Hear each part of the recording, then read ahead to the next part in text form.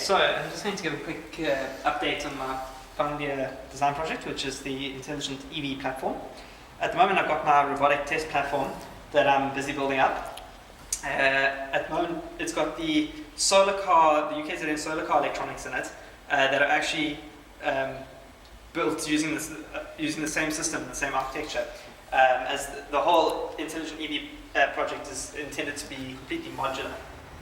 So this is a complete replica of the electronics on the solar car, and I'll be leaving shortly to go to Australia to do some testing in the World Solar Car Challenge with the system.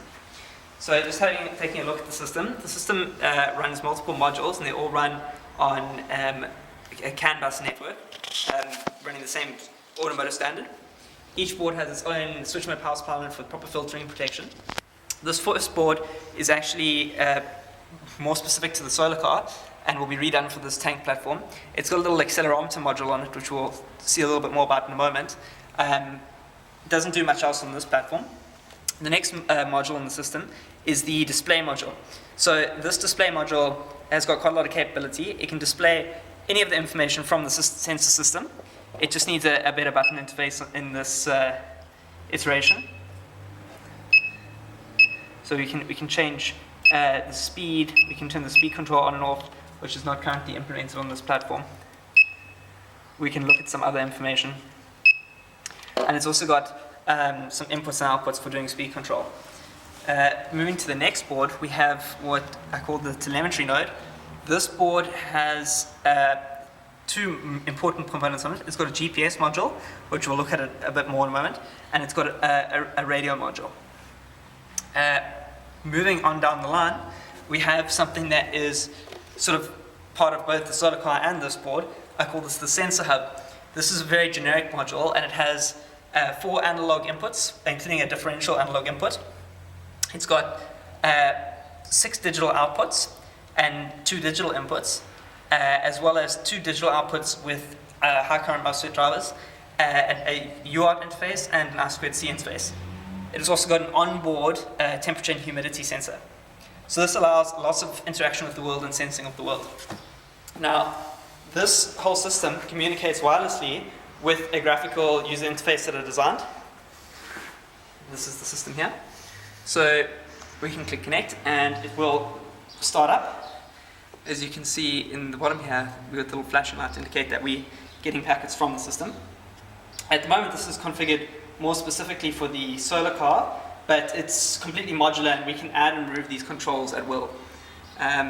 We can even add and remove them at runtime, and they're quite dynamic, allowing them to be repositioned on the form as they're loaded.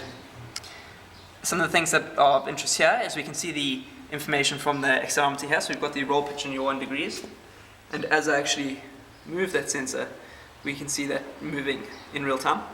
Below that we have the GPS information picking up. This is just a summary, there's a lot more information available. We'll talk a bit more about that in a second. We've also got the radio parameters, which is just the details in the radio link. And that we also have a live graph of. So we're currently graphing the receive and, the local and remote receive signal strength and the local and remote noise. Back on the home page, we have the sensor hub here. At the moment, there's nothing connected to the ADCs, but we could have external temperature sensors. But we can see the temperature and humidity values directly from that board. The next thing I'm going to implement is actual control of the digital outputs as well. So in terms of the robotic tank platform, that will be connected to some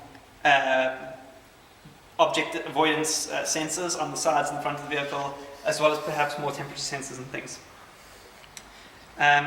Another thing that is also in progress is actually sending the GPS information live to an online website. So if we just refresh that,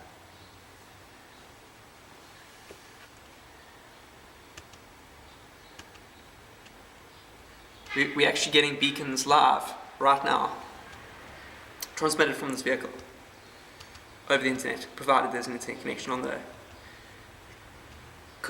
receiving computer interface.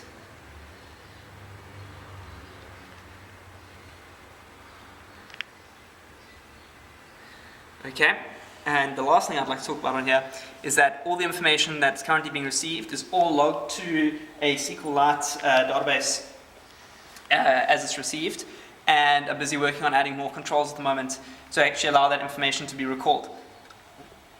So we'll be able to pull up pretty much any parameter that's been stored in the database and either graph it over a time period or export it to something like a CSV file for manipulation in Excel or MATLAB.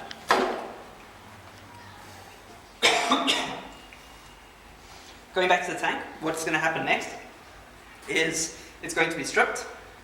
The panels are all going to be sent for sandblasting and anodizing to get it looking a bit better, as well as having some mountings constructed for the batteries to keep the batteries in place. It's got two big H bridges to drive the 12-volt DC motors. I'm going to make a specific module for this tank just to interface to these H-bridge drives and connect them to the CAN bus network. That will then allow them to be controlled remotely over the wireless link or locally over the CAN bus if I added some manual controls into the system. And it would also allow to be integrated with the GPS system and actually have some sort of automated waypoint navigation system where it would actually navigate to specific waypoints while avoiding objects. That's all capable with this system. Also note the 3D printed boxes. 3D printing has been used extensively throughout this build so far. And everything will be neatly tucked away in its boxes with a cover over the top. Anyway, that's it for now. Still a little bit more work to do, but I think we should make it. Bye for now.